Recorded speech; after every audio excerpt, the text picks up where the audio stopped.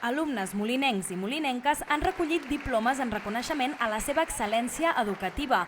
Els han escollit els docents dels centres educatius on estudien, que han valorat més enllà dels seus resultats acadèmics. Enguany és l'11a edició. Jo crec que és important les cloendes dels cursos que ens reconeguem les coses, que ens diem les coses, que tinguem aquests espais en els que agraïm la feina que es fa al llarg de tot l'any i que ens donem a vegades aquest moment de pausa en el que ens puguem, a vegades criticar també, però sovint reconèixer sobretot aquesta feina, entenent que és una iniciativa que ja va sortir d'un pla de joventut de fa molt de temps en el que es demanava també aquests actes de reconeixement a l'excel·lència, a la formació, a tota la trajectòria que hi havia al llarg de tot l'any. En el marc d'aquesta iniciativa, els premiats i les premiades també han visitat una empresa molinenca al mateix matí del reconeixement.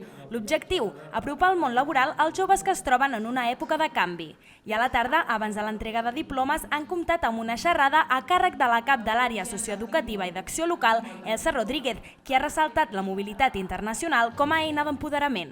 A més, la membre d'assessoria de mobilitat internacional, Marina Puig, també ha aprofitat per informar els alumnes del servei d'assessorament de Molins de Rei. En aquest sentit, Xavi Paz ha confessat que el nou govern vol implementar una nova regidoria per acostar Molins de Rei a Europa, la regidoria d'assumptes europeus.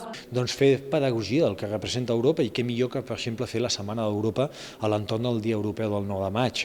O, per exemple, mirar d'aprofitar totes les oportunitats que ens ofereix Europa, sigui per aconseguir subvencions i finançament per projectes singulars, per aquests intercanvis, per aquestes oportunitats d'aprenentatge, per aquestes oportunitats de feina, per aquestes oportunitats també, en definitiva, d'intercanvi, de comunicació i d'educació i de formació dels nous joves. A continuació s'han nomenat individualment els i les alumnes amb excel·lència.